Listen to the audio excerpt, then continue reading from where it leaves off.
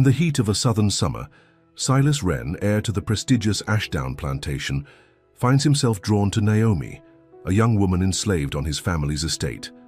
As their forbidden love blossoms, they make the dangerous decision to flee north together, pursued by Silas's powerful father and bounty hunters. Their perilous journey toward freedom tests their courage and devotion as they risk everything for a chance at love without chains. Before we start this story, comment below from where you are watching us. The summer sun beat down mercilessly on the Ashdown estate, making the air thick and heavy. Workers moved slowly through the orchard, picking peaches and placing them carefully in woven baskets. Among them was Naomi, a young woman of 23 whose delicate hands seemed to know exactly which fruits were ready for harvest. From the second-floor window of the main house, Silas Wren watched her.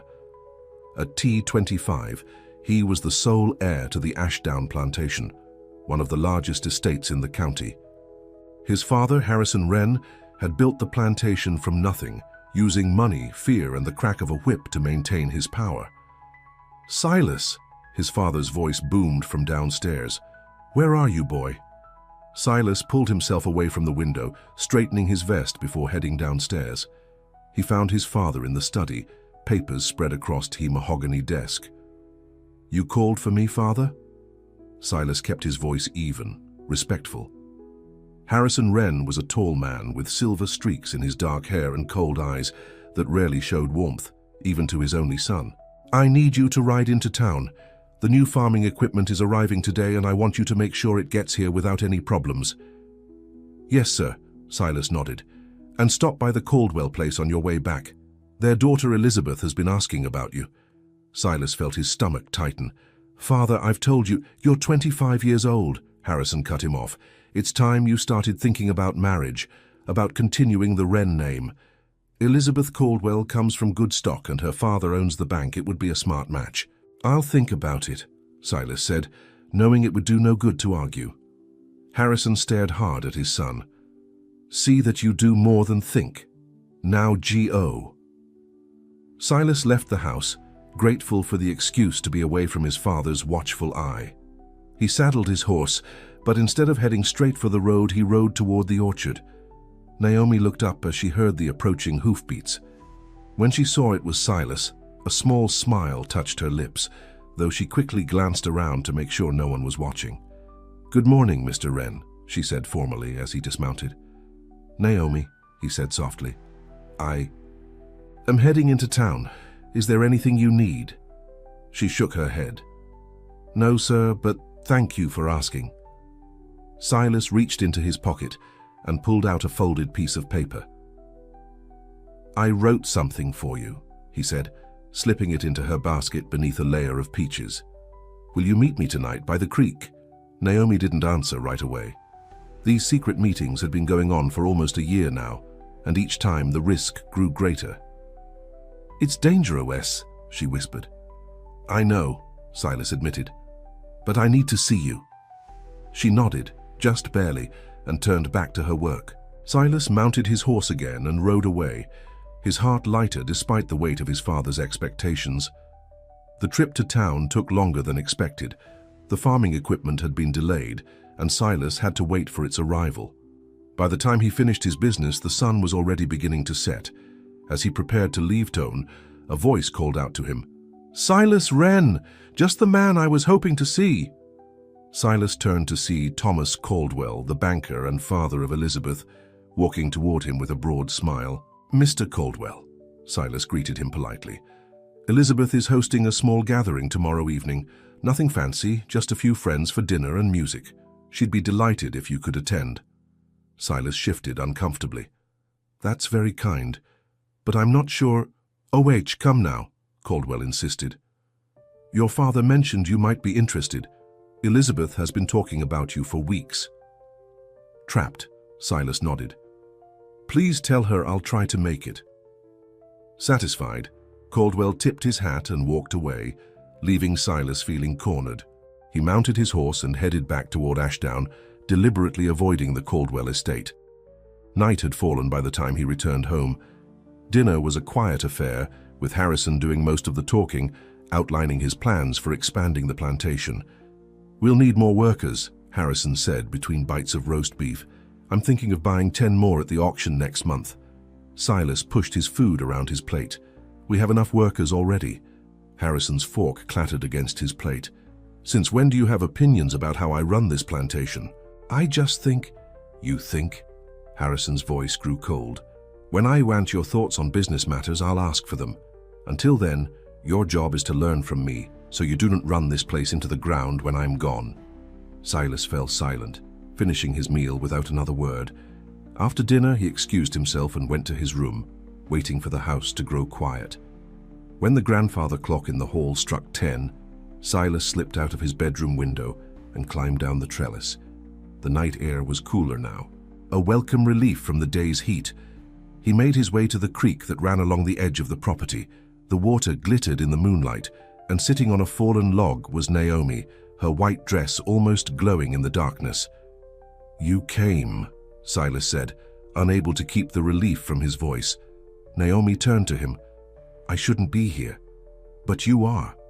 He sat beside her on the log, close but not touching. Did you read my letter? She nodded. You sure wouldn't write such things, Silas. If anyone found it... I meant every word, he said fiercely. Every single word. Naomi looked down at her hands. Your father wants you to marry Elizabeth Caldwell. How did you know that?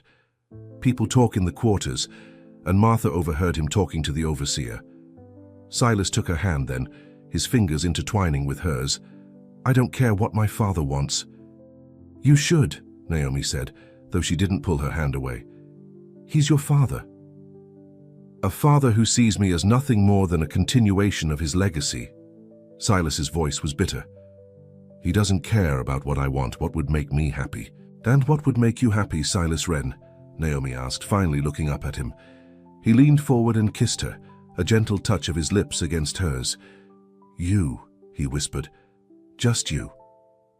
Naomi closed her eyes, allowing herself to enjoy the moment before reality came crashing back. We can't have this, Silas. People like you don't end up with people like me. Why not? He challenged. Because my father says so. Because that's how things have always been. Because it's the way the world works, she said sadly. Silas stood up, pacing in front of her. Then the world is wrong. I love you, Naomi. I've loved you since that day I heard you singing in the chapel. Love isn't enough, she said, though her heart ached with the same feelings. Not in this world. Then we'll find another world, Silas said, kneeling in front of her and taking both her hands in his. I've been saving money, enough to get us far away from here, somewhere where no one knows us. Naomi shook her head. You're dreaming, Silas. I'm planning, he corrected her. Give me time, a few more months to save a little more, and then we can leave. We can go north, maybe to Boston or New York. And what would we do there? How would we live? I'd find work. I'm not afraid of hard work, Naomi. And you could do whatever you wanted. You could be free. The word hung between them, heavy with promise and impossibility. Think about it, Silas urged. That's all I'm asking. Just think about it. Naomi stood up. I should get back before someone notices I'm gone. Silas rose with her. Will you meet me again tomorrow night? She hesitated, then nodded. Be careful going back to the house. He watched her disappear into the darkness, heading back toward the slave quarters. Only when she was out of sight did he make his way back to the main house, climbing the trellis to his bedroom window. As he slipped into his room, a lamp suddenly flared to life. Sitting in the chair by his desk was Harrison Wren. Where have you been? His father demanded. Silas's heart pounded in his chest. I couldn't sleep. I went for a walk. Harrison studied his son's face. Thomas Caldwell told me he invited you to dinner tomorrow. You're going. Father, this isn't a request, Silas. It's time you started taking your responsibilities seriously. Harrison stood up. I built this plantation from nothing. Everything I've done has been to secure your future, to give you a legacy worthy of the Wren name. I won't let you throw it all away. Is that all that matters to you? Silas asked. The Wren name? It should matter to you too, Harrison said coldly. Now get some sleep. You have a busy day tomorrow. After his father left, Silas sat on the edge of his bed, his head in his hands. The future his father had planned for him felt like a noose tightening around his neck. A future without Naomi was no future at all. The next day passed in a blur. Silas went through the motions of his duties, his mind elsewhere. As evening approached, he dressed for dinner at the Caldwell estate, knowing he had no choice but to attend. The Caldwell home was smaller than Ashdown, but elegantly furnished. Elizabeth Caldwell greeted him at the door, a pretty young woman with blonde curls and a smile that didn't quite reach her eyes. "Silas, I'm so glad you could come," she said, taking his arm and leading him inside. The dinner party was small, just as Thomas Caldwell had promised. Besides the Caldwells, A and Silas, there were two other couples, friends of Elizabeth's from neighboring estates. Throughout the meal, Elizabeth sat close to Silas, laughing at his comments and touching his arm. It was clear to everyone at the table that she had set her sights on him. "Elizabeth tells me you're quite the piano player," Mrs. Caldwell said to Silas as they moved to the drawing room after dinner. Before Silas could respond, Elizabeth was pulling him toward the piano. "Oh, you must play for us, Silas, I insist." Trapped, Silas sat at the piano and played a simple tune, one his mother had taught him before she died. As his fingers moved over the keys, he thought of Naomi and their meeting by the creek. He should be there now, not here playing parlor games with people he barely knew. "That was lovely," Elizabeth said when he finished. "We should play a duet sometime."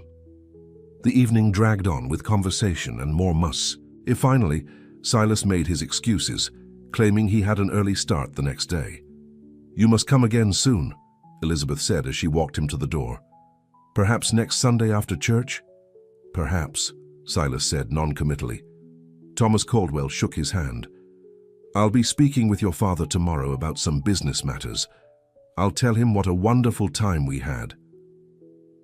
The ride back to Ashdown was solitary and quiet. Silas urged his horse faster, hoping he might still catch Naomi at their meeting spot, but he knew it was too late. When he arrived home, the house was dark except for a light in his father's study. Silas went straight to his room, not wanting another confrontation. But sleep eluded him. He lay awake, staring at the ceiling, thinking about Naomi and the future his father had planned for him. Something had to change. He couldn't continue living a lie. The next morning, Silas woke early and went to the stables. He saddled his horse and rode to the bank in town, where he withdrew a significant portion of the money he had been saving. He tucked it safely inside his jacket before heading back to Ashdown. As he approached the plantation, he saw a commotion near the main house. Workers were gathered in a circle, and even from a distance, he could hear his father's angry voice. Silas dismounted and pushed his way through the crowd. What he saw made his blood run cold. Naomi was on her knees in the dirt, her head bowed.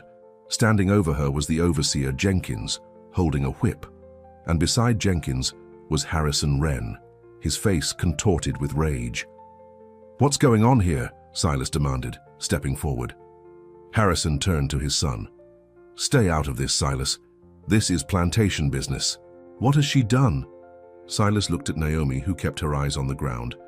"She was caught with this," Jenkins said, holding up a piece of paper that Silas recognized with horror as the letter he had written to Naomi. "Found it hidden in her mattress during inspection." Harrison snatched the paper from Jenkins and read it, his face growing darker with each word. When he finished, he crumpled the paper in his fist and turned to Silas. "You wrote this?" His voice was dangerously quiet. Silas stepped between his father and Naomi. "Yes, I wrote it. And I meant every woe." "Chadachu!" The crowd murmured in shock. Harrison grabbed Silas by the arm and pulled him aside. "Have you lost your mind?" he hissed. "Writing love letters to a slave girl? Do you have any idea what this could do to our reputation?" "I don't care about our reputation," Silas said. "I love her." Harrison's hand struck Silas across the face hard enough to make him stagger. "You don't know what love is. You're just a boy with a foolish infatuation." "I know exactly what love is," Silas insisted, touching his cheek where his father had hit him. "And I know what it isn't. It isn't marrying Elizabeth Caldwell for her father's money and connections." Harrison turned to Jenkins. "Take the girl to the post. 10 lashes should remind her of her place." "No!" Silas lunged forward, but 2 workers held him back on Harrison's orders. "And you," Harrison said to Silas, "will watch. Maybe then you'll understand the consequences of your actions." Naomi was dragged to the whipping post, a wooden structure near the edge of the yard. Her dress was torn at the back, exposing her skin to the whip. Silas struggled against the men holding him. "Father, please, don't do this." Harrison ignored his son's pleas. He nodded to Jenkins, who raised the whip. The first crack of the whip against Naomi's back made Silas cry out as if he had felt the pain himself. Naomi made no sound, her body tensing with each blow. "Stop it!" Silas shouted, breaking free from the men holding him. He ran toward Naomi, throwing himself between her and the next strike of the whip. The whip caught him across the shoulder, tearing his shirt and drawing blood. Silas barely felt it. He turned to face Jenkins and his father. "Enough," he said, his voice steady despite the rage and pain coursing through him. "If you want to whip someone, whip me. I wrote the letter. I'm T1 who loves her." Harrison's face was a mask of fury. "Get out of the way, Silas." "No." Silas stood his ground. "I won't let you hurt her anymore." For a long moment, father and son stared at each other, neither willing to back down. Finally, Harrison turned to the gathered crowd. "Get back to work, all of you," he barked. To Jenkins, he said, "Take the girl back to the quarters, lock her in, no food for 3 days." As Jenkins moved to grab Naomi, Silas helped her to her feet, supporting her as she struggled to stand. "This isn't over," Harrison warned his son. "We'll discuss this in private."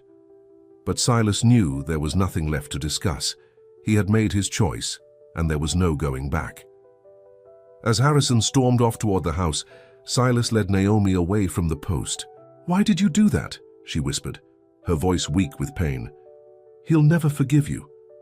"I don't want his forgiveness," Silas sighed, looking at the angry red marks on her back. "I want his understanding, but I don't think I'll ever get that either." Jenkins approached them.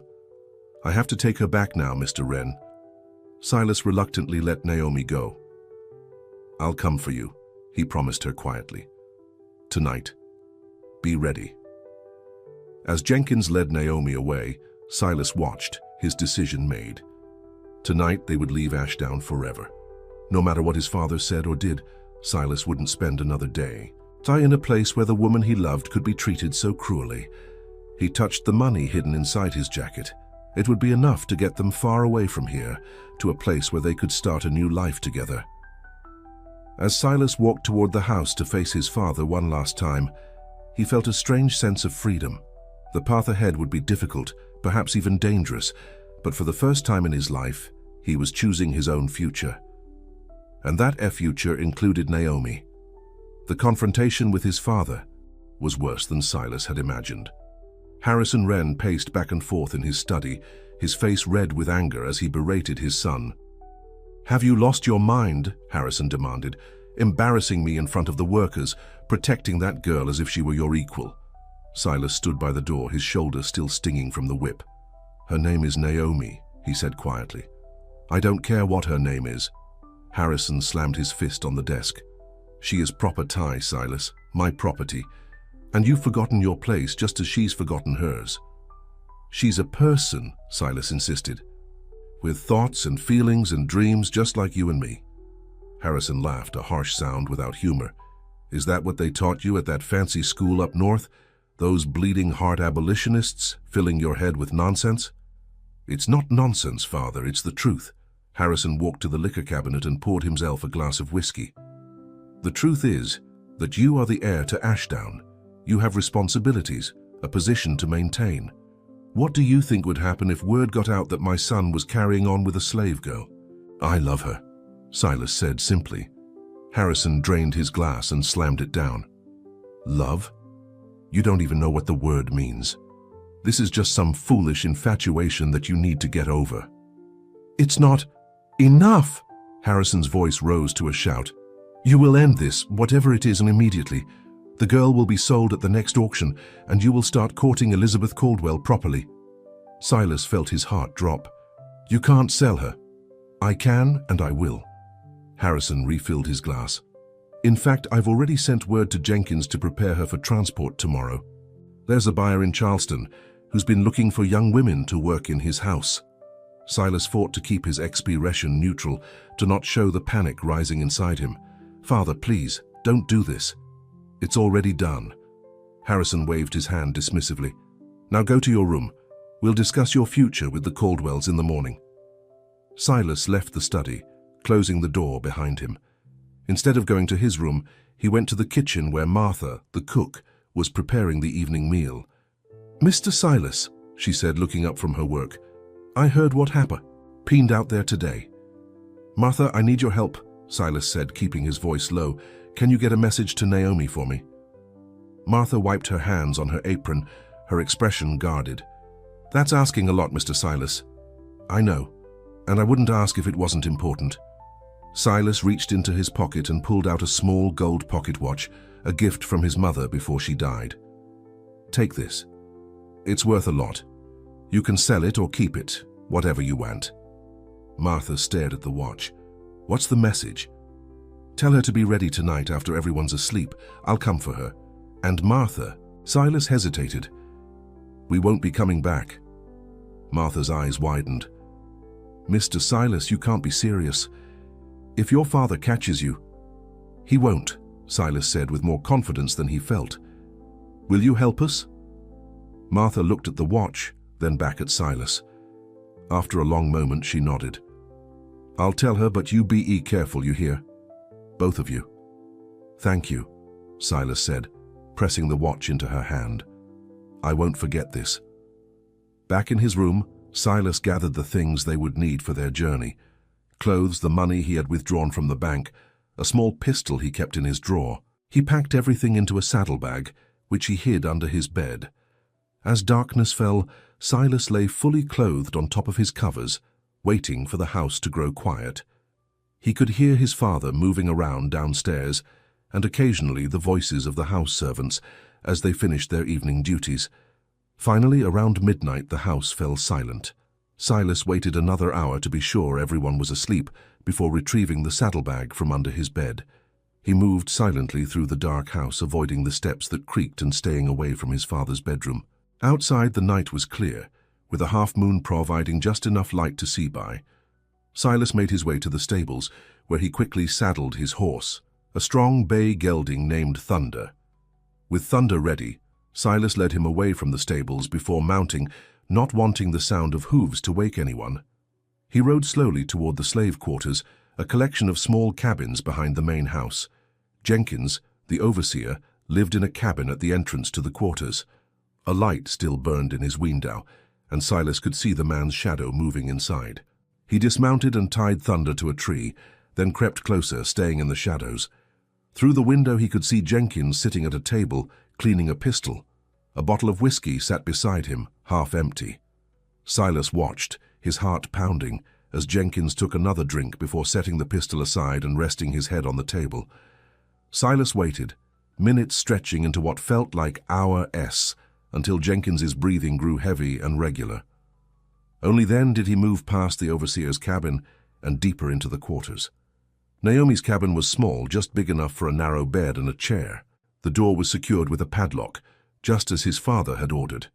Silas pulled out the key he had taken from the hook in his father's study and unlocked the door as quietly as he could. Inside, Naomi was sitting on the edge of the bed, fully dressed. She looked up as Silas entered, her eyes wide with fear and hope. "You came," she whispered. "I promised I would." Silas knelt in front of her, taking her hands in his. "Are you all right?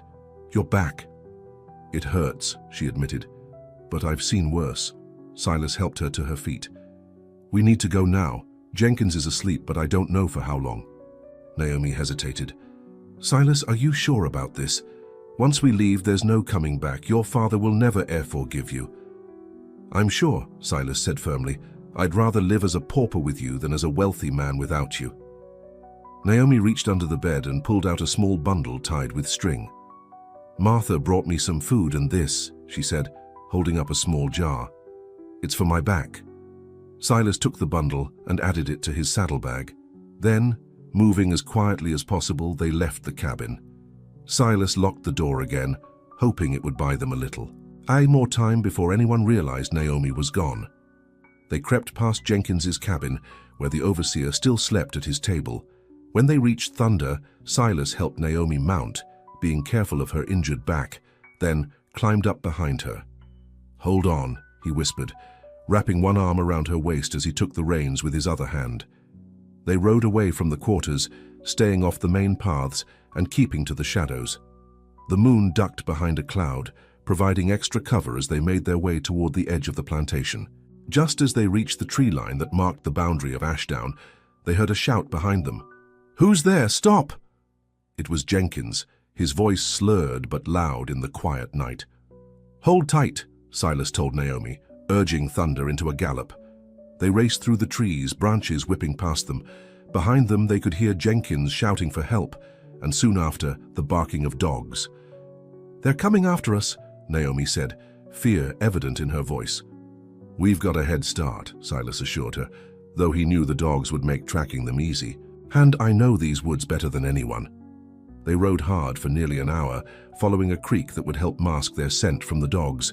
When Thunder began to tire, Silas guided him up a rocky slope that would be difficult for the dogs to follow. At the topee of the ridge, they paused to catch their breath. Looking back, they could see torches moving through the trees below, growing smaller as the search party moved in the wrong direction. "We've lost them for now," Silas said. "But they'll be back with more men in the morning." "Where are we going?" Naomi asked, leaning back against him, exhausted. "I have a friend, a man named Daniel Cooper. He lives about 10 miles from here. He'll help us." Naomi nodded, too tired to argue. They continued their journey more slowly now, allowing Thunder to rest as they made their way through the dense forest. Dawn was breaking when they finally reached Daniel Cooper's farm, a small property tucked away in a quiet valley. Daniel was already awake, feeding his chickens, when Silas and Naomi rode up. "Silas Wren," Daniel said, his bushy eyebrows rising in surprise. "What brings you here at this hour, and who's this with you?" Silas dismounted and helped Naomi down. "Daniel, this is Naomi. We need your help." Daniel looked from Silas to Naomi, understanding dawning in his eyes. "You'd better come inside," he said, gesturing toward the small farmhouse. "Quickly now." Inside, Daniel's wife Sarah was preparing breakfast. She took one look at Naomi's torn dress and the dried blood on her back and immediately went to work, gathering clean cloths and a basin of water. "Sit down, child," she said kindly to Naomi. "Let me tend to those wounds." While Sarah cared for Naomi, Silas explained the situation to Daniel. The older man listened without interrupting, his weathered face grave. "Your father won't take this lightly," Daniel said when Silas finished. "He's a powerful man with a lot of influence in these parts." "I know," Silas said. "That's why we need to keep moving. We're heading north as far as we can go." Daniel stroked his beard thoughtfully. "It won't be easy. There are slave catchers all along the route, and your father will have them looking for you both." "We have to try," Silas insisted. Daniel nodded. "You can rest here today. I'll keep watch. Tonight I'll take you to a friend of mine. He's part of the network. He'll know what to do next." Silas frowned. "Network?" Daniel glanced at his wife, who gave him a slight nod. "The Underground Railroad, Silas. There are people who help folks like Naomi get to freedom in the north." "You're part of it?" Silas was stunned. Daniel had always seemed like a simple farmer, content to keep to himself. "Sarah and I have helped a few souls over the years," Daniel said quietly. "It's dangerous work, but it's the right thing to do." Silas felt a surge of gratitude. "Thank you, Daniel. I won't forget this." "Don't thank me yet," Daniel warned.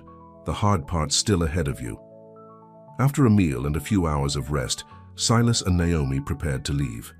Sarah gave them fresh clothes and packed a basket of food for their journey. "Daniel says there's a place about 15 miles north of here," Sarah explained as she worked. "A farm owned by a Quaker family named Miller. They'll hide you for a day or two, then help you get further north." "How will we find it?" Silas asked. Sarah handed him a small map. "Daniel marked it here, but be careful, don't show this to anyone else." Silas tucked the map inside his jacket. "We won't." Daniel came in from outside, his expression grim. "Riders coming up the road, looks like your father's men, Silas." Silas's heart raced. "How did they find us so quickly?" "Doesn't matter now," Daniel said, grabbing a shotgun from above the fireplace. "You two need to go, out the back, through the cornfield. There's an old hunting cabin about 2 miles east of here. Hide there until nightfall, then continue north to the Miller place." "Daniel, I can't let you face them alone," Silas protested. "I'm not asking, boy. Now go." Sarah hurried them toward the back door.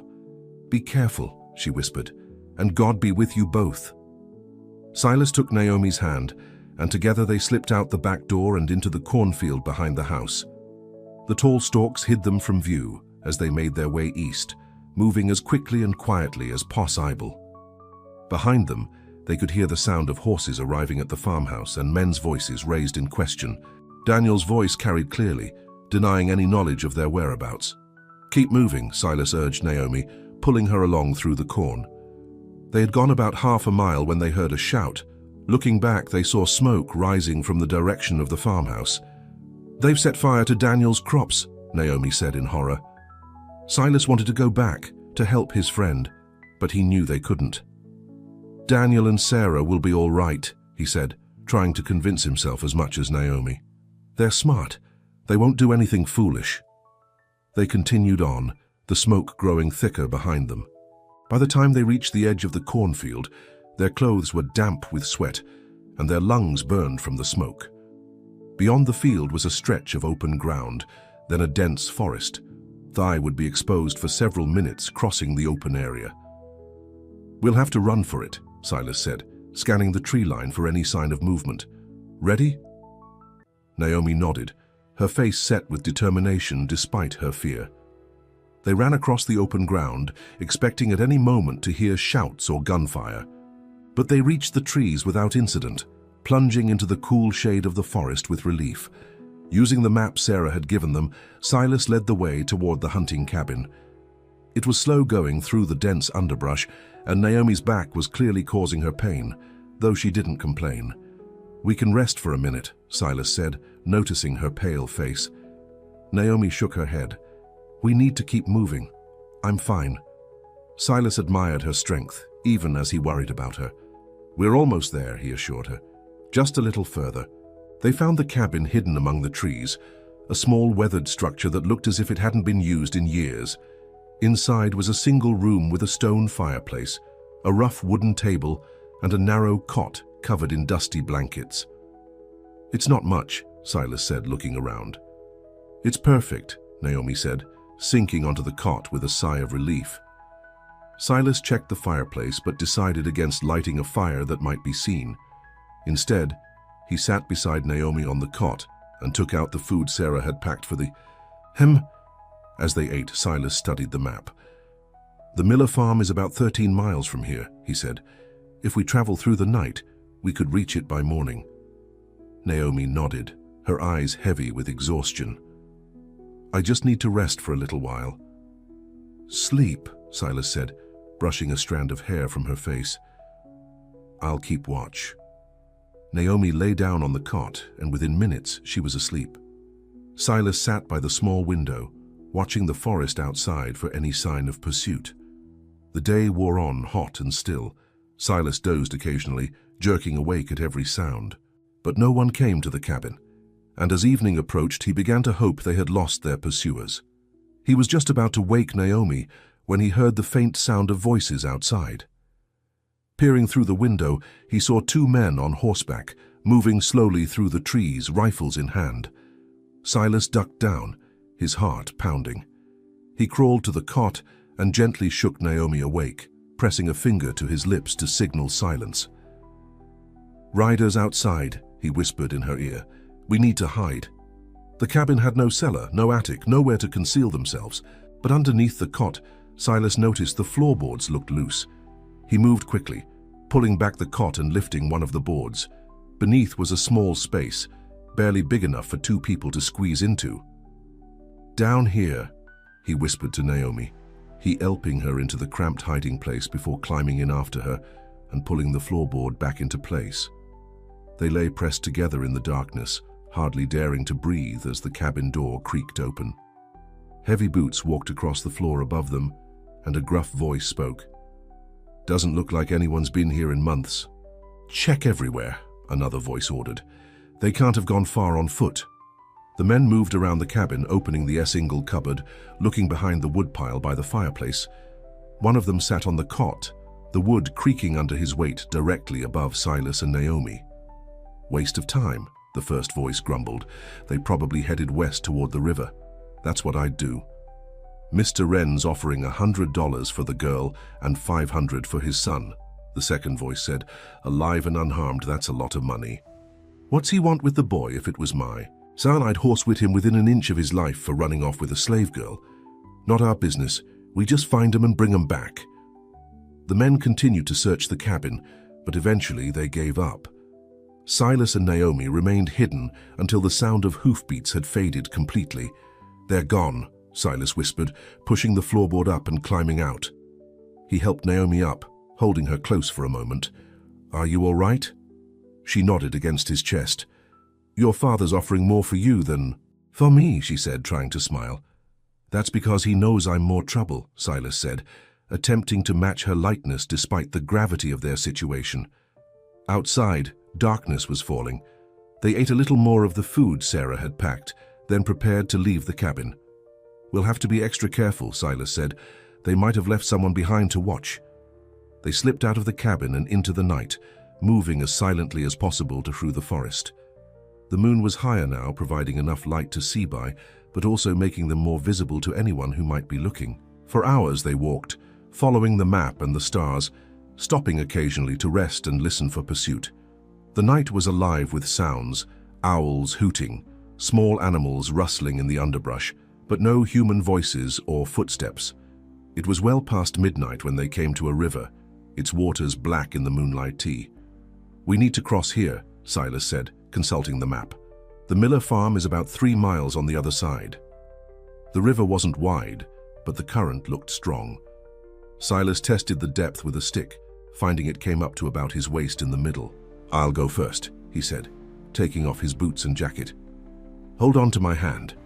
Naomi removed her shoes and held tightly to Silas's hand as they waded into the cold water. The current was stronger than Silas had expected, pulling at their legs and threatening to sweep them downstream. Careful, Silas warned as they reached the deepest part. Don't let go. They were halfway across when Naomi's foot slipped on a rock. She gasped, losing her balance and falling into the water. The current immediately began to carry her away. Silas! She cried, struggling to keep her head above water. Without hesitation, Silas plunged after her, fighting against the sea current. He managed to grab her arm, pulling her toward him. I've got you, he said, holding her tightly as he maneuvered them toward the far bank. They reached the shore, soaked and shivering, but otherwise unharmed. Silas helped Naomi up the bank, where they collapsed on the grass, catching their breath. Thank you, Naomi said, when she could speak again. Silas squeezed her hand. We stay together, remember? Always. After resting for a few minutes, they continued on, their wet clothes clinging uncomfortably to their skin. The forest on this side of the river was less dense, giving way to farmland as they walked. Eventually, they came to a dirt road. According to the map, the Miller farm should be just ahead. In the pre-dawn light, they could make out a farmhouse in the distance, smoke curling from its chimney. That must be it, Silas said. But we should be careful. Make sure it's the right place before we approach. They moved closer, staying hidden at the edge of the trees. As light began to spread across the sky, they could see a woman come out of the house and begin feeding chickens in the yard. What do we do? Naomi asked. Silas thought for a moment. Daniel said the Millers are Quakers. They believe in helping people like us. I think we should trust them. Taking a deep breath, Silas stepped out of the trees, Naomi beside him. They walked slowly toward the farmhouse, ready to run if necessary. The woman saw them and paused in her work, watching them approach. She was older, with gray hair tucked neatly under a white cap. Good morning, Silas called when they were close enough to be heard. We're looking for the Miller farm. The woman set down her bucket of chicken feed. This is the Miller farm, she said cautiously. I'm Ruth Miller. Who might you be? My name is Silas Wren and this is Naomi. Daniel Cooper sent us. He said you might be able to help us. At the mention of Daniel's name, Ruth's expression softened. Daniel sent you? Then you'd better come inside quickly now. It's not safe to be standing out in the open. She ushered them into the farmhouse, where a man sat at the table eating breakfast. He looked up as they entered, his eyebrows rising in question. "This is Silas and Naomi," Ruth explained. "Daniel Cooper sent them." The man nodded, understanding passing between him and his wife. "I'm Joseph Miller," he said, standing to shake Silas's hand. "You both look like you've had a rough journey." "We've been traveling all night," Silas admitted, "and we had to cross the river." Ruth clicked her tongue in sympathy. "You poor dears, you must be exhausted and half frozen in those wet clothes. Come, let's get you something dry to wear and some hot food in your bellies." While Ruth found them dry clothes, Joseph questioned Silas about their journey and about Daniel. "Is he all right?" Silas asked, suddenly remembering the smoke they had seen rising from the farm. "When we left, his fields were on fire." Joseph's face grew grave. "We haven't heard anything, but that's troubling news. Daniel's a good man. He's helped many folks find their way to freedom." "He risked everything to help us," Naomi said quietly. "That's the kind of man he is," Joseph agreed. "Now tell me, what's your plan from here?" Silas looked at Naomi, then back at Joseph. "We want to go north as far as we can, somewhere my father can't reach us." Joseph nodded thoughtfully. "There's a man leaving for Philadelphia tomorrow. He transports goods up and down the coast, and sometimes he takes special cargo. If you're willing to hide in the back of his wagon for a few days, he could get you as far as Pennsylvania." "Is it safe?" Silas asked. "As safe as anything in your situation can be," Joseph said honestly. "There are risks, but Jacob knows what he's doing. He's made the trip many times." Silas looked at Naomi, who nodded. "We'll do it," he said. "Good," Joseph said. "You can rest here today. Jacob will come after dark tomorrow. Until then, stay inside and away from the windows. There are men searching the area for runaway slaves, and they don't ask many questions before shooting." Ruth returned with dry clothes and led Naomi to a back room to change. When they were alone, Joseph leaned closer to Silas. "You're not like most who come through here," he said. "You're the son of a plantation owner, aren't you?" Silas nodded. "Does that matter?" "It might," Joseph said. "Your father will search harder for you than most, and there are laws about helping runaway slaves. If you're caught, it won't just be Naomi who's in danger." "I know the risks," Silas said firmly. "I love her, Mr. Miller. I won't abandon her." Joseph studied him for a long moment, then nodded. "Love's a powerful thing," he said. "Sometimes it's the only thing worth fighting for. Rest now. You've got a long journey ahead of you." That night, as Silas and Naomi lay on pallets in the miller's root cellar, the safest place in case anyone came searching, Silas thought about Joseph's words. The journey ahead would be difficult, perhaps even more dangerous than what they had already faced. But looking at Naomi sleeping peacefully beside him, he knew he had made the right choice. Whatever happened next, they would face it together. And maybe, just maybe, they would find a place where they could live in peace, where the shadow of the whip couldn't follow them. Silas and Naomi spent the day in the miller's root cellar, resting and preparing for the next leg of their journey. Ruth brought them food and fresh water, and Joseph came down occasionally with news from outside. "There are men on horseback searching the area," Joseph reported in the afternoon. "They've been stopping at farms asking questions." "My father's men," Silas said grimly. Joseph nodded. "They haven't come here yet, but they likely will. If they do, stay quiet and hidden. Ruth and I will handle them." As evening approached, Ruth came down with a bundle of clothes. "You'll need to change into these," she said, laying them out on a crate. Plain, simple clothes, nothing that will draw attention. For Silas, there was a rough cotton shirt, brown trousers, and a worn jacket. For Naomi, a plain gray dress and a shawl. "Put these on before Jacob arrives," Ruth instructed. "And Silas, I'm afraid you'll need to dirty your hands and face a bit. They're too smooth for a laborer." Silas looked down at his hands, soft from a life of privilege. "Of course." Ruth squeezed his shoulder kindly. "It's just for the journey. You're doing a brave thing, young man." After she left, Silas and Naomi changed into the clothes. Silas rubbed dirt on his hands and face, trying to erase any sign of his wealthy upbringing. "How do I look?" he asked Naomi. She studied him, a small smile playing on her lips despite their situation. "Like a farmer. And you," he said, taking her hands, "look beautiful in anything." The compliment brought a blush to her cheeks. "I'm scared, Silas," she admitted. "What if we don't make it?" "We will," he promised. "One step at a time, remember. Right now, all we need to worry about is getting to Philadelphia with Jacob." Joseph came down the ladder a few hours after sunset. "Jacob's here," he said. "It's time to go." They followed him up into the kitchen, where a tall, lean man with a graying beard waited. He wore the plain clothes of a Quaker, but his sharp eyes took in everything around him with the alertness of someone used to danger. "This is Jacob Pearson," Joseph introduced them. "Jacob, this is Silas and Naomi." Jacob nodded to them. "Joseph's told me your situation. It won't be an easy journey, but I'll do my best to get you to Philadelphia safely." "Thank you," Silas said, shaking the man's hand. "We're grateful for your help." "Don't thank me yet," Jacob said grimly. "We've got 5 days of hard travel ahead of us, and the roads are being watched. Now here's how this is going to work." He explained that his wagon was loaded with barrels of apples and sacks of grain. Behind the driver's seat, he had built a false wall with a small space behind it, just big enough for 2 people to sit or lie down. "It will be cramped and uncomfortable," he warned, "and hot during the day. But it's the safest way. If we're stopiped and searched, they're less likely to find you there." "We understand," Naomi said. Ruth gave them a small sack of food and a canteen of water. "Only eat and drink when the wagon stops and Jacob gives you the signal," she cautioned. "And remember, no matter what you hear, stay absolutely silent, unless Jacob tells you otherwise." "One more thing," Joseph said, handing Silas a folded piece of paper.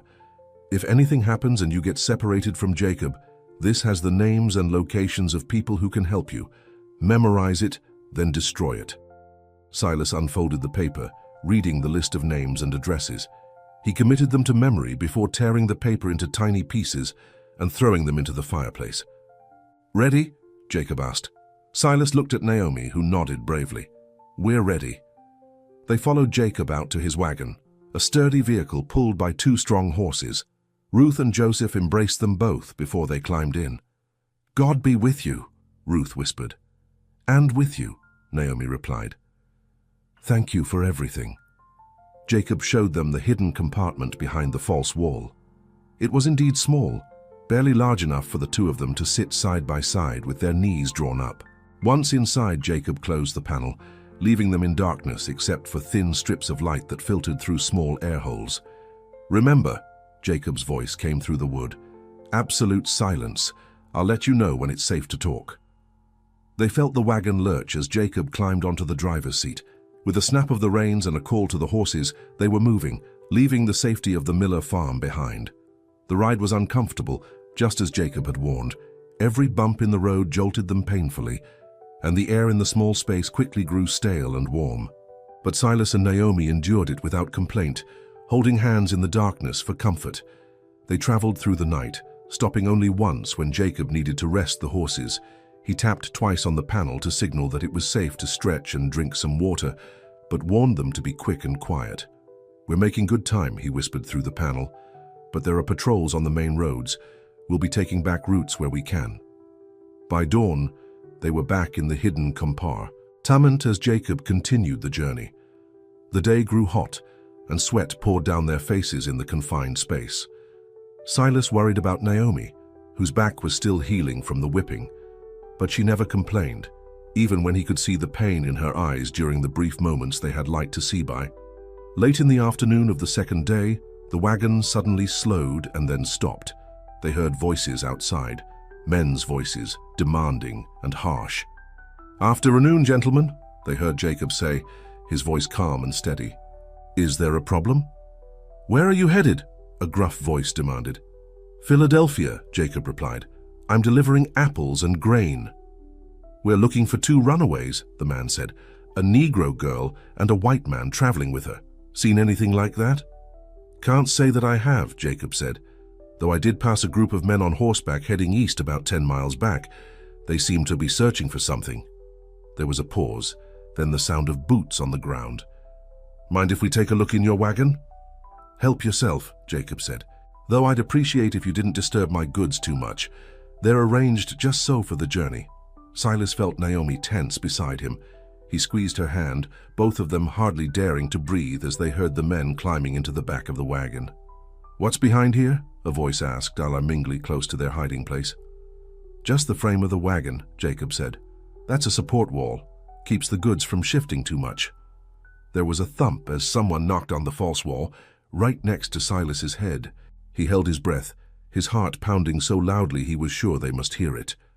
"Sounds solid enough," the man grunted. They heard the men moving around the wagon, opening barrels and shifting sacks. Minutes stretched like hours as Silas and Naomi sat frozen in fear. Finally, the men jumped down from the wagon. "All right, you can go," the gruff voice said. "But keep your eyes open. There's a reward for information leading to their capture." "How much of a reward?" Jacob asked, sounding interested. $600 total. The girl's owner wants them both back unharmed." "That's a tidy sum," Jacob remarked. "I'll certainly keep my eyes open. Good day to you, gentlemen." The wagon L lurched forward again, and they were moving. It was nearly half an hour before Jacob tapped on the panel and whispered, "It's safe now. They're gone." Silas let out a long, shaky breath. "That was close." "Too close," Jacob agreed. "They're watching all the main roads. We'll have to stick to the back ways from here on out. It'll take longer, but it's safer." The journey continued, day blending into night and back to day again. They stopped at isolated farms, where Jacob had friends, always arriving after dark and leaving before dawn. At each stop, Silas and Naomi were given a chance to stretch their legs, eat a proper meal, and sleep for a few hours before continuing on. On the fourth day, heavy rain slowed their progress. The back roads turned to mud, making travel difficult. Jacob pushed on as long as he could, but eventually had to stop when one of the wagon wheels got stuck in a deep mud hole. "We'll have to wait for the rain to ease," Jacob told them, opening the panel to let them out of the cramped space. "There's a barn just up ahead. We can take shelter there until morning." They helped Jacob unhitch the horses and lead them to the barn, a weathered structure that looked abandoned. Inside, it was dry and relatively warm, with enough old hay to make beds for the night. "It's not the safest place to stop," Jacob admitted as they settled in for the night. "But we don't have much choice. The wagon won't move until that mud dries a bit." Silas and Naomi made a small nest in the hay, grateful for the chance to stretch out after days of confinement. Despite the danger, they both fell into an exhausted sleep almost immediately. Silas woke to the sound of voices outside the barn. It was still dark, but a faint grayness at the edges of the sky suggested dawn wasn't far off. He shook Naomi awake, pressing a finger to his lips to signal silence. Jacob was already up, moving quietly to the barn door to peer outside. He turned back to them, his face grim. "Riders," he whispered. "At least 4 of them. And they're headed this way." "Is there another way out?" Silas asked, helping Naomi to her feet. Jacob pointed to a small door at the back of the barn. "Through there, but there's open field beyond. You'll be exposed." "What about you?" Naomi asked. "I'll stay with the wagon," Jacob said. "If they find me, I'll say I'm waiting out the storm. Traveling alone, it might buy you some time." Silas clasped the older man's hand. "Thank you for everything, Jacob." "God go with you," Jacob said. "Now hurry." Silas and Naomi slipped out the back door of the barn just as they heard the riders approaching the front. Outside, the rain had stopped, but the ground was sodden, their boots sinking into the mud with each step. Across the open field was a line of trees, their only hope for cover. Holding tightly to Naomi's hand, Silas ran, trying to move as quickly and quietly as possible over the wet ground. They were halfway across the field when a shout went up behind them. Looking back, Silas saw riders emerging from the barn, pointing in their direction. "Run," he urged Naomi, pulling her along faster. They reached the trees just as the first shots rang out, bullets splintering bark around them. Ducking and weaving between the trunks, they plunged deeper into the forest, the sounds of pursuit growing louder behind them. "This way," Silas gasped, veering to the right where the trees grew denser.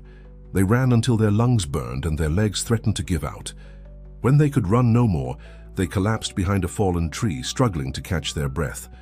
"Did we lose them?" Naomi whispered between ragged breaths. Silas listened intently. He could still hear the distant shouts of men and the occasional crack of a branch, but the sounds seemed to be moving away from them. "I think so," he said. "But they'll keep searching." Naomi leaned against him, trembling with exhaustion. "What do we do now? We've lost Jacob, the wagon, everything." Silas tried to think. They were alone in unfamiliar territory with no supplies and no guide. But they couldn't give up now, not after coming so far. "We keep going north," he said, Finn ally. "Joseph gave me names of people who can help us. If we can find a road, maybe a town, we can get our bearings." "Silas," Naomi said hesitantly, "maybe you should go back. Tell your father it was all your idea, that you forced me to come with you. He might forgive you." Silas stared at her in disbelief. "Go back? After everything we've been through? You could have a normal life," she insisted. "Your father's son again, heir to Ashdown." "That life means nothing to me without you," Silas said firmly. "We started this together, and we'll finish it together. I'm not leaving you, Naomi, not now, not ever." The conviction in his voice silenced her doubts. She nodded, squeezing his hand. "Together, then." They rested for a little longer, then continued moving north, using the position of the rising sun to guide them. The forest eventually thinned, giving way to farmland. In the distance, they could see a small town, smoke rising from chimneys. "We need to be careful," Silas cautioned. "Towns aren't safe for us right now." "But we need food," Naomi pointed out. "And we need to find out where we are." Silas considered their options. "I'll go alone," he decided. "With these clothes and a bit of dirt, I can pass for a farm laborer. You stay hidden in the trees, and I'll come back as soon as I can." Naomi didn't like the idea of separating, but she saw the logic in it. "Be careful," she said, pressing a quick kiss to his lips. "I will," he promised. "If I'm not back by sunset, keep moving north. Find one of the people on Joseph's list." Leaving Naomi concealed in a dense thicket of bushes, with what little food they had left, Silas made his way toward the town. He kept to the edge of the road, head down, trying to look like just another farmhand heading to town for supplies. The town was small, just a main street with a handful of shops, a church, and a tavern. Silas entered the general store, keeping his hat pulled low over his eyes. The storekeeper, a heavy-set man with bushy sideburns, glanced up as he entered. "Help you with something?" "Just need some supplies," Silas said, making his voice rough and adding a slight accent to disguise his educated speech. "Bit of food for the road, and maybe you could tell me where exactly I am. Lost track during the storm." The storekeeper studied him for a moment. "You're in Oakville, about 30 miles south of the Pennsylvania line." Silas's heart leaped. They were closer to the border than he had dared hope. "Much obliged," he said, selecting some bread, dried meat, and a small bag of apples. "How much do I owe you?" As he paid for the supplies, the door to the store opened and 2 men entered. They wore the dust of the road on their clothes and each had a pistol at his HI. "Saipiwa." Silas kept his head down, turning slightly away from them. "Afternoon, gentlemen," the storekeeper greeted them. "What can I do for you today?" "We're looking for 2 runaways," one of the men said, producing a piece of paper. "Have you seen either of them?" The storekeeper took the paper, studying it. Silas's stomach clenched as he realized it must be a wanted poster with their descriptions, possibly even drawings. "Can't say that I have," the storekeeper said, handing the paper back. "Though we get all sorts passing through. When did they run off?" 5 days ago, the second man said. "From the Ashdown plantation down in Willow Creek. The man's the son of the owner, if you can believe it. Ran off with one of his father's slaves. There's a good reward for information." The storekeeper raised his eyebrows. "Is that so? Well, I'll certainly keep an eye out." Silas gathered his purchases, desperate to lay off before either man looked too closely at him. But as he turned to go, he knocked a jar of candy off the counter.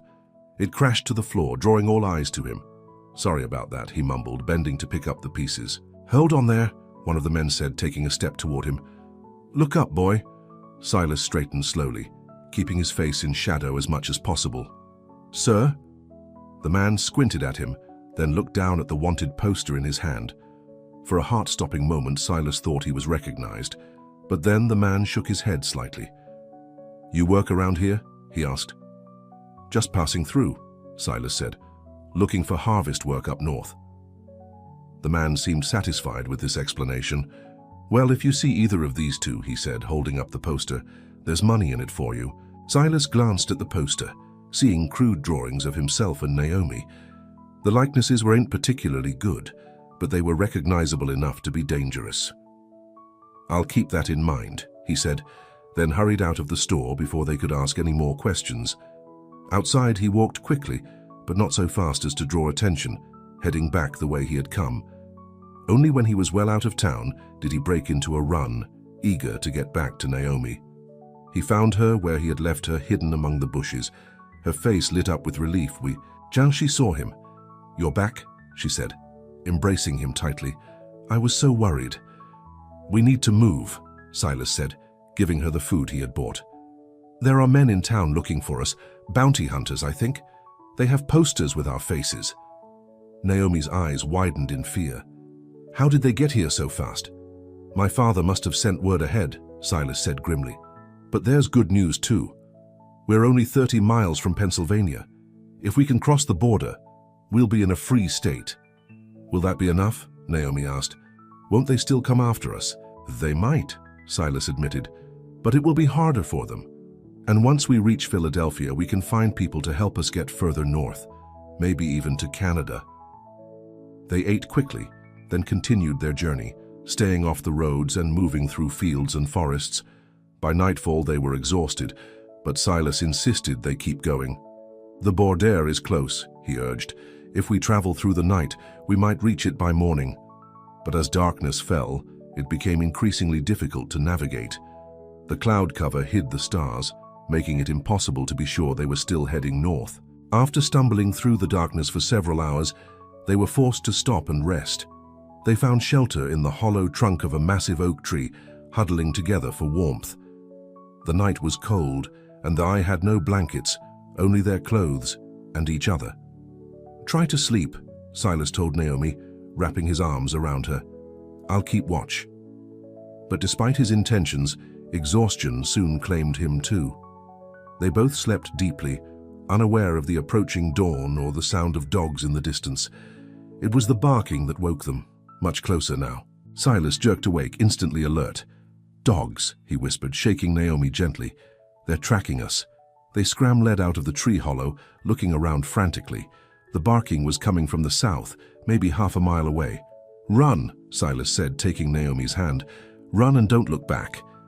They fled through the forest, branches whipping at their faces and roots threatening to trip them at every step. The barking grew louder, the dogs gaining on them despite their desperate pace. Ahead, the trees thinned, and beyond them lay open fields. In the distance, Silas could see a river, its waters glinting in the early morning light. "The river," he gasped. "If we can cross it, the dogs will lose our scent." They burst from the trees and sprinted across the field. Behind them, the first dogs emerged from the forest, followed by men on horseback. "There they are!" a voice shouted. "Get them!" Silas and Naomi ran faster, their lungs burning and legs aching with the effort. The river grew closer, a wide, swiftly flowing bee area between them and safety. "Can you swim?" Silas asked Naomi as they approached the bank. "Not well," she admitted, fear in her voice. "Hold on to me," Silas said. "I won't let you go." They reached the river's edge just as the first riders were halfway across the field. Without hesitation, Silas plunged into the cold water, pulling Naomi with him. The current was strong, immediately sweeping them downstream. Silas struggled to keep both their heads above water while fighting against the pull of the river. Naomi clung to him, trying to help by kicking her legs, but the water was deep and fast. From the bank came the sound of shouting and then gunfire. Bullets hit the water around them, sending up small splashes. Silas ducked, pulling Naomi lower in the water to make them less of a target. The far bank seemed impossibly distant, but inch by inch they made progress toward it. Silas's strength was failing his muscles, screaming with the effort of swimming while supporting Naomi's weight. But he refused to give up, pushing himself beyond what he thought possible. Finally, his feet touched bottom.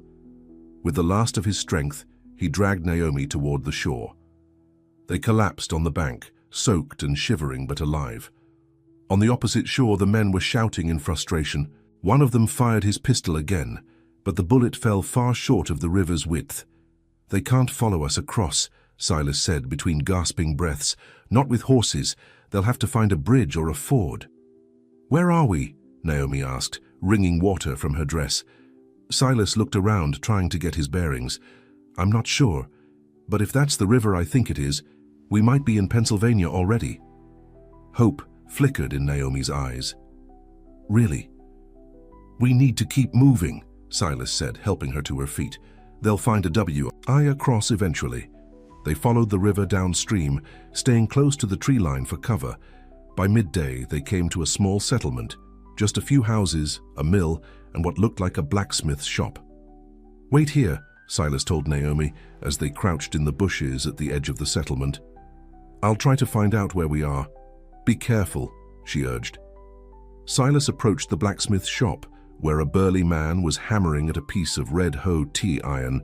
The man looked up as Silas came near, setting aside his hammer. Help you with something, stranger? He asked, wiping sweat from his brow. I hope so, Silas said cautiously. My wife and I have been traveling, and we got a bit lost during the storm. Could you tell me where we are? The blacksmith studied him for a moment. You're in Riverdale, Pennsylvania, about 20 miles from Philadelphia. Relief washed over Silas. They had made it across the border. Pennsylvania, he repeated. Thank you, sir. That's very helpful. He turned to go, but the blacksmith called after him. You look like you've had a rough time of it. You and your wife need a place to rest? Silas hesitated, unsure whether to trust the man. That's kind of you, but I don't mean to pry, the blacksmith interrupted, lowering his voice. But you've got that look about you. The look of folks running from something or someone. Silas tensed, ready to flee if necessary. What do you mean? The blacksmith glanced around to make sure no one was listening. My name's John Freeman. My house is the third one down that road. If you and your wife need help, come by after dark. Knock 3 times, then twice. My wife will let you in. Why would you help us? Silas asked, still suspicious. John smiled slightly. Let's just say I believe every man and woman deserves to be free, no matter what color their skin might be. Understanding dawned on Silas. John Freeman was part of the Underground Railroad. Thank you, he said sincerely. We'll be there after dark. He returned to Naomi with the good news. We made it across the border, he told her. We're in Pennsylvania. Naomi's eyes filled with tears of relief. We did it, really. And I've found someone who can help us, Silas continued, telling her about John Freeman. We'll go to his house tonight. He'll help us get to Philadelphia. They spent the rest of the day hidden in the woods, eating the last of their food and allowing their clothes to dry in the sun. As darkness fell, they made their way cautiously to John Freeman's house. It was a modest home, with light glowing warmly in the windows. Silas knocked as instructed, 3 times, then twice. After a moment, the door opened just enough to reveal a woman's face. Yes, she said warily. John Freeman told us to come, Silas explained. He said you might be able to help us. The woman opened the door wider, ushering them inside quickly. I'm Sarah Freeman, she said, leading them through the house to the kitchen at the back. John told me to expect you. John Freeman was sitting at the kitchen table, but he wasn't alone. Another man was with him, an older gentleman with white hair and kind eyes. This is Reverend William Hayes, John introduced him. He's from Philadelphia. The Reverend stood to greet them. John tells me you're in need of assistance. Silas nodded. We're trying to get to Philadelphia and then further north if possible. To Canada? Reverend Hayes asked knowingly. Yes, Silas admitted. Is that possible? It's possible, the Reverend said. Difficult, but possible. I'm returning to Philadelphia tomorrow. You can travel with me if you wish. Won't that be dangerous? Naomi asked. For you, I mean. Reverend Hayes smiled gently. My dear, doing what's right is often dangerous, but that doesn't mean it shouldn't be done. Sarah Freeman placed bowls of hot stew in front of them. Eat now, she urged. You look half-starved, both of you. As they ate, Reverend Hayes explained how he would take them to Philadelphia in his covered wagon. I'm ostensibly transporting church supplies, he said. You'll hide among the crates and blankets. Once in Philadelphia, I'll take you to a safe house where you can rest before continuing your journey. How long will it take to reach Canada? Silas asked. If all goes well, perhaps 2 weeks, the Reverend said. But there are many factors to consider. The routes change frequently depending on where it's safe to travel. And what about money? Silas reached into his boot, where he had hidden what remained of the money he had withdrawn from the bank. I can pay for our passage. Reverend Hayes held up a hand. Keep your money. You'll need it to start your new life once you reach Canada. This is God's work we're doing, not commerce. That night, Silas and Naomi slept in the Freemans' spare room, the first real bed they had shared since fleeing Ashdown. As they lay together in the darkness, Naomi turned to Silas. We're really going to make it, aren't we? She whispered. Silas pulled her loser. Yes, he said, believing it for the first time. We're going to make it, together. The next morning, they left with Reverend Hayes before dawn. John and Sarah Freeman provided them with fresh clothes, food for the journey, and their heartfelt good wishes. God be with you, Sarah said, embracing Naomi. Thank you for everything, Naomi replied, tears in her eyes. Silas shook John's hand firmly. We won't forget your kindness. Just live well, Joan said. That's all the thanks we need. They climbed into Reverend Hayes's wagon, concealing themselves among the crates and blankets as he had instructed. As the wagon pulled away from the Freeman home, Silas took Naomi's hand in the darkness. One step closer, he whispered. One step closer to freedom, she agreed.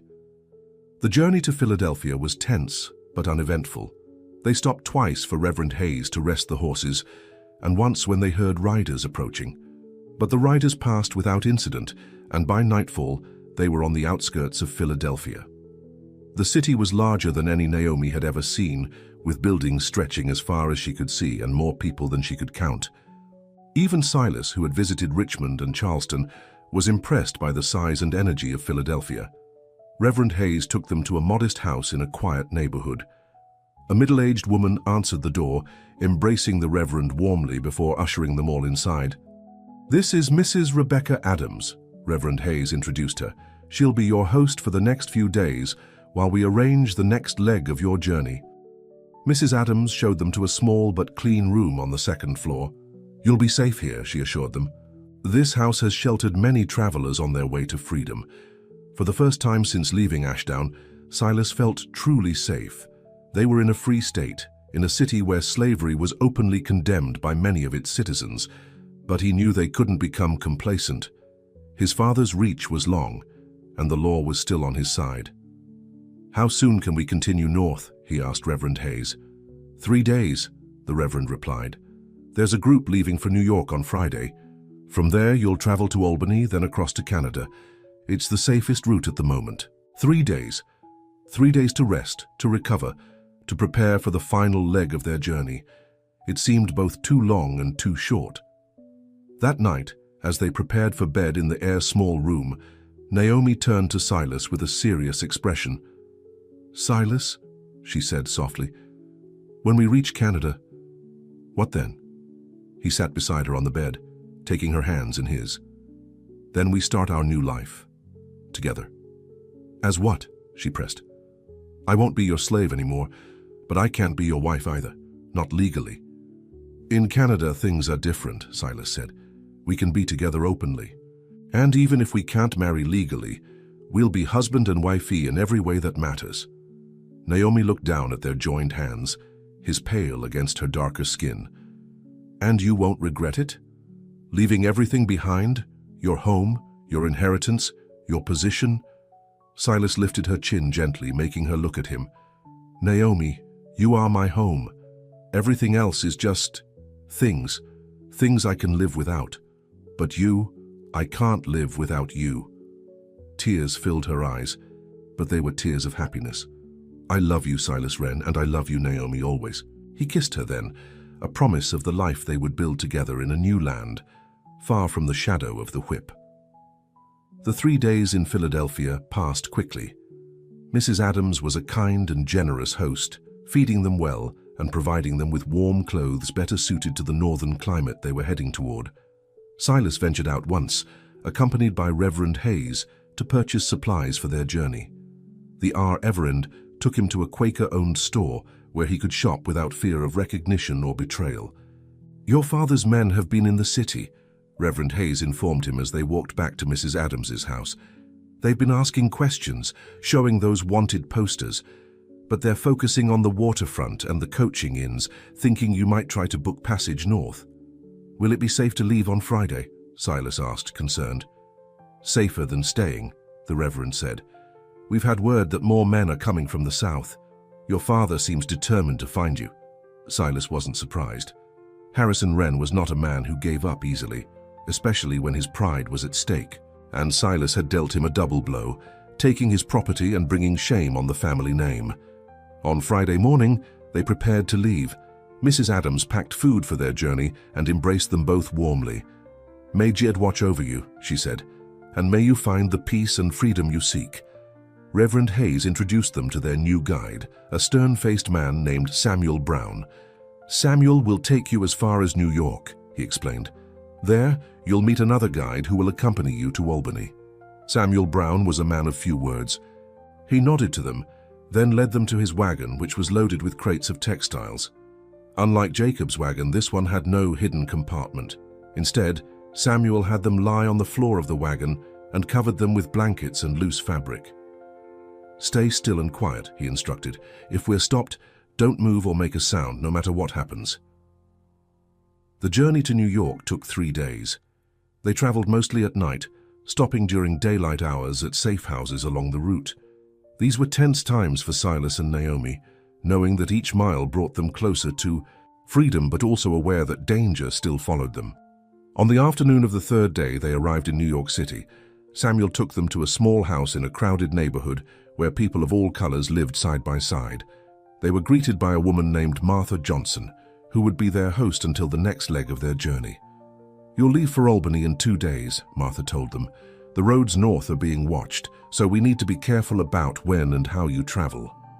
Those 2 days in New York were filled with nervous anticipation. Silas and Naomi rarely left the house, spending most of their time in the small attic room Martha had given them. From the window, they could see the harbor, ships coming and going, and sometimes imagined themselves on one of those vessels sailing away to a new life. "We're so close," Naomi said on the evening before they were to leave. "Just a few more days and we'll be in Canada." Silas nodded, but something had been troubling him. "Naomi, there's something I need to tell you." She looked at him, concern crossing her face. "What is it?"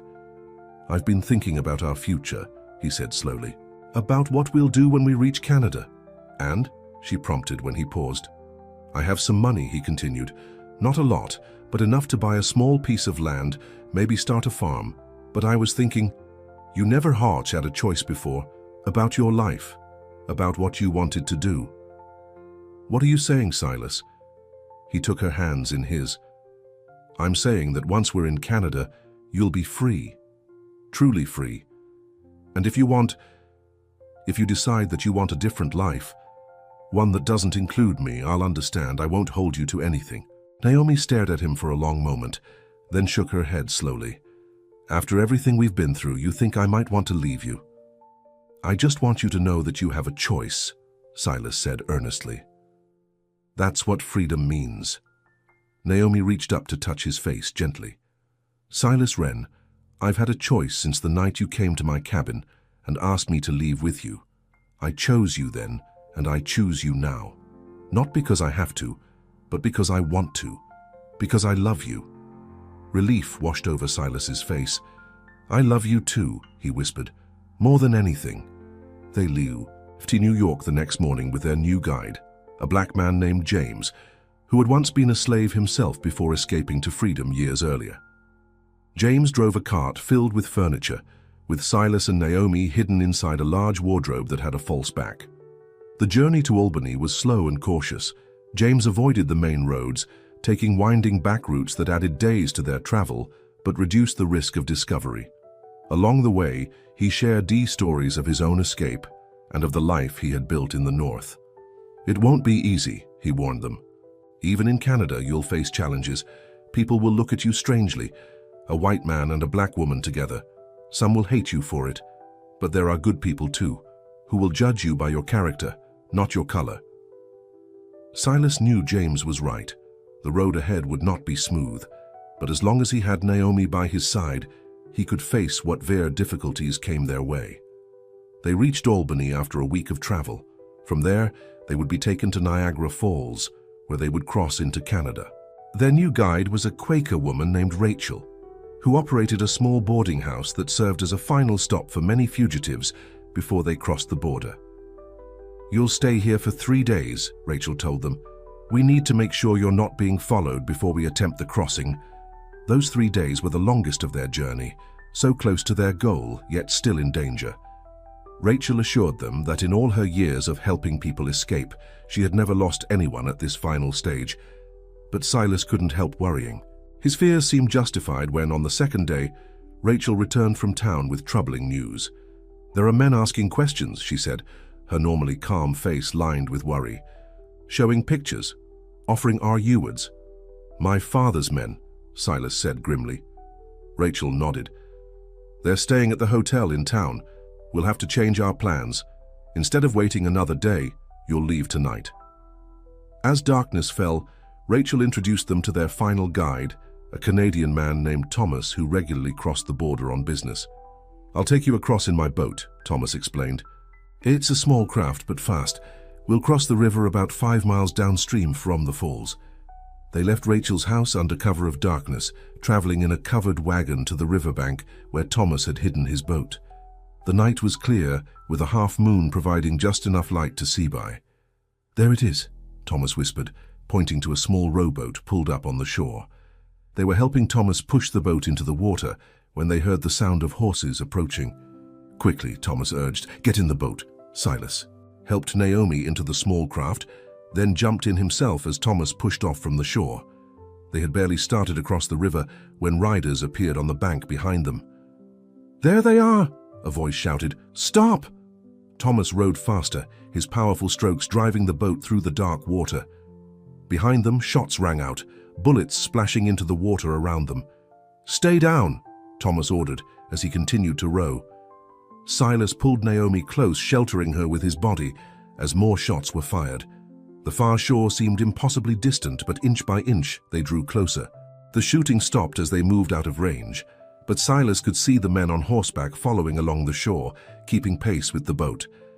His heart sank as he realized they would be waiting when the boat reached the Canadian side. "Thomas," he said urgently, "they're going to cut us off."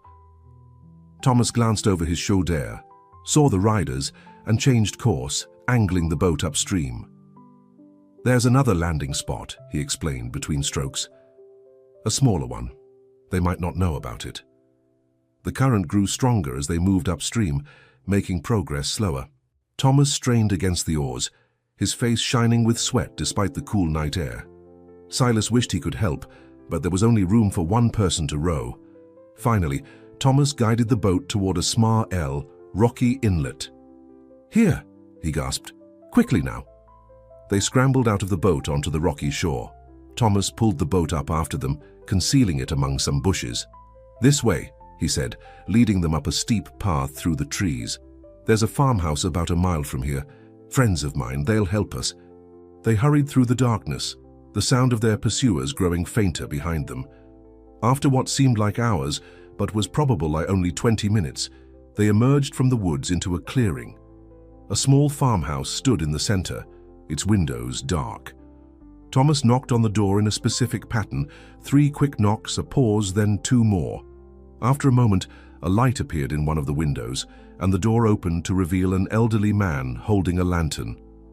"Thomas," the man said, peering into the darkness, "what brings you here at this hour?" "Trouble, I'm afraid, George." "Thoy," Mas replied. "These folks need shelter. They're being pursued." George stepped back, opening the door wider. Come in, quickly now."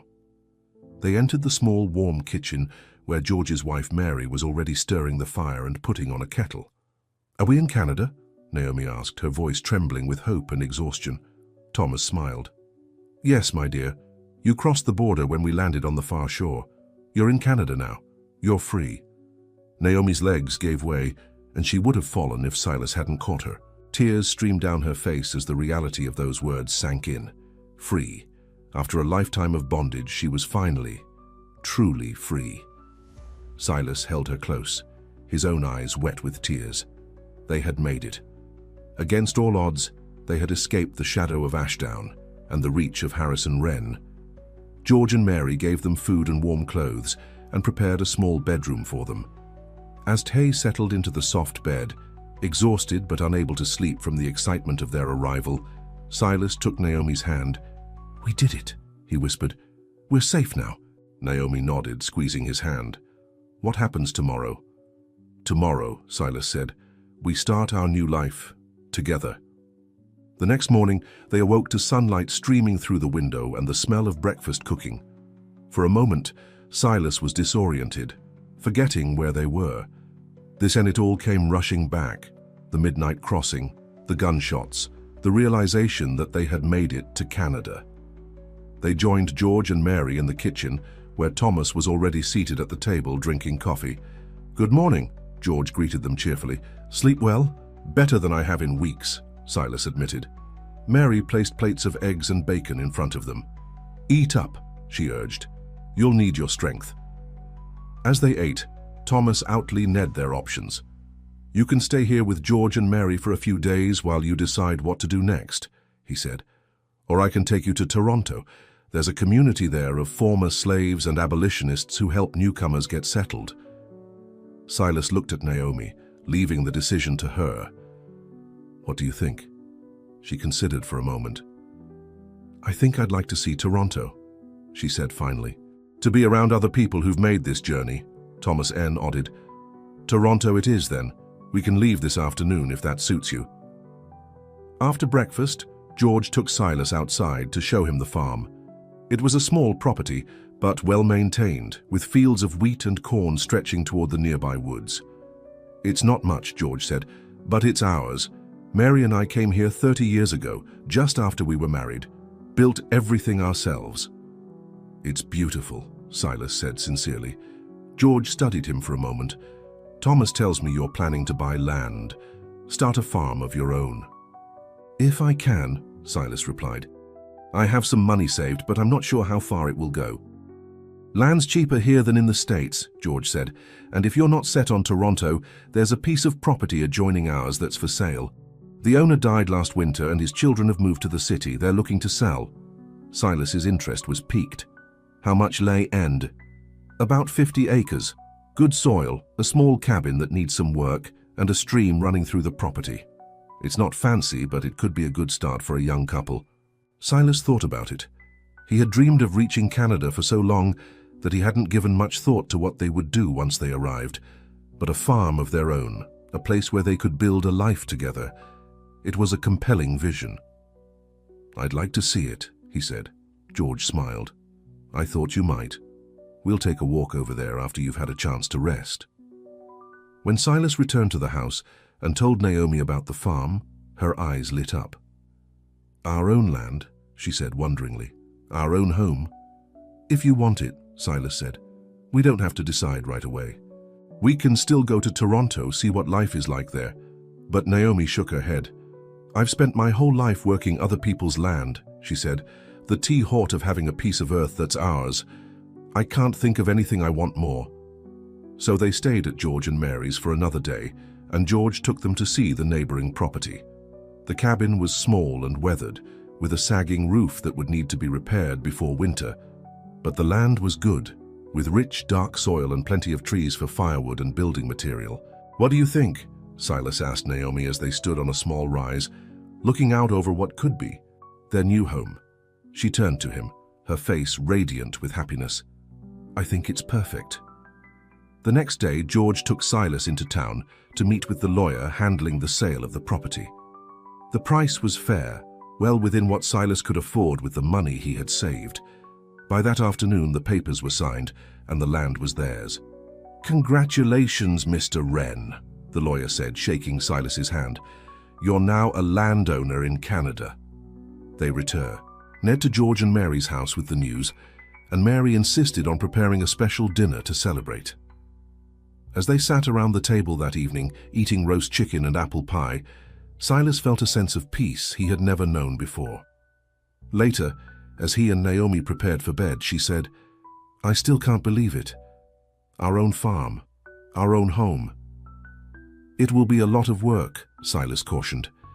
"That cabin needs repairs, and we'll have to clear more land for P-Lanting."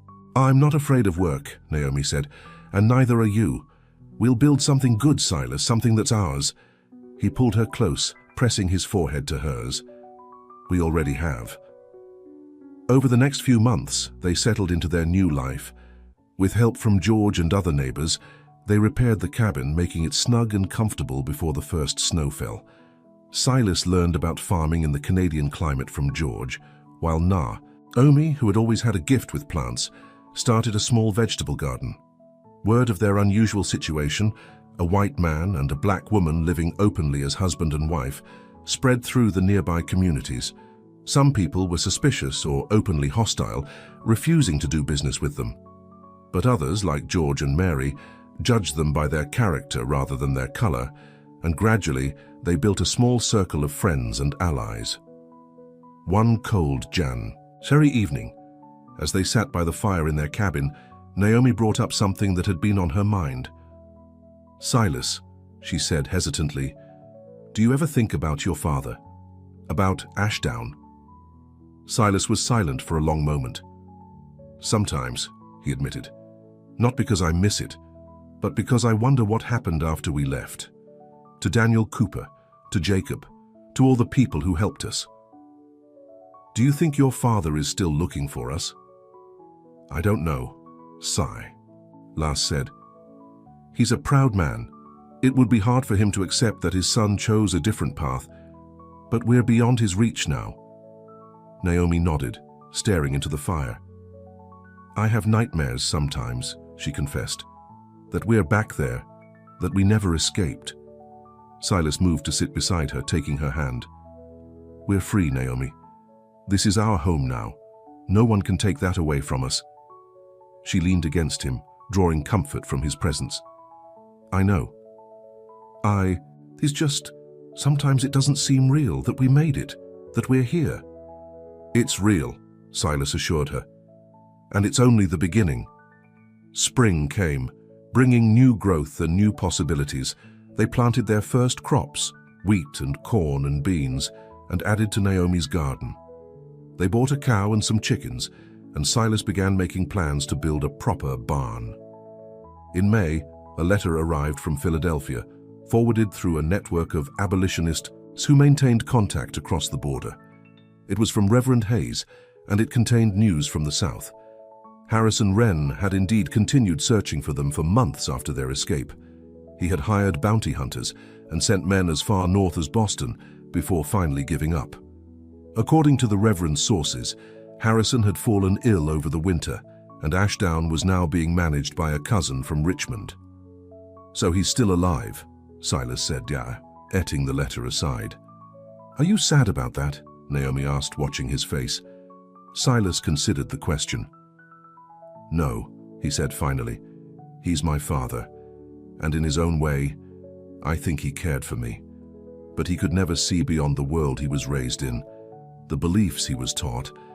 I hope someday he finds peace, but I don't regret the choice I made." The letter also contained news about some of the people who had helped them along the way. Daniel Cooper's farm had been damaged in the fire, but he and Sarah had rebuilt and were doing well. Jacob Pearson had been questioned by bounty hunters, but never arrested. And the Underground Railroad continued its work, helping more slaves find their way to freedom. "We should write back," Naomi suggested. "Let them know we're safe, that their help wasn't in vain." Silas agreed, and that evening they wrote a letter to Reverend Hayes, sharing news of their farm and their way. So life in Canada. They couldn't be specific about their location for security reasons, but they wanted their friends to know that they had found the freedom and happiness they sought. As summer progressed, their farm flourished. The crops grew tall and strong, and Naomi's garden produced more vegetables than they could eat. They preserved what they could for the winter and shared the rest with neighbors. In August, Naomi told Silas she was expecting a Chi-LD. The news filled him with joy and terror in equal measure. Joy at the thought of starting a family with the woman he loved, terror at the responsibility of bringing a child into a world that might not understand or accept them. "Are you happy?" Naomi asked, seeing the conflicting emotions on his face. "Happier than I've ever been," Silas assured her, placing a hand gently on her still flat stomach. "But also scared. What kind of life will our child have? How will people treat him or her?" "With love," Naomi said firmly. "Our child will be raised with love, and that's the most important thing. And yes, there will be challenges. People who don't understand, but there will also be people like George and Mary who see beyond color to the person within." Silas nodded, knowing she was right.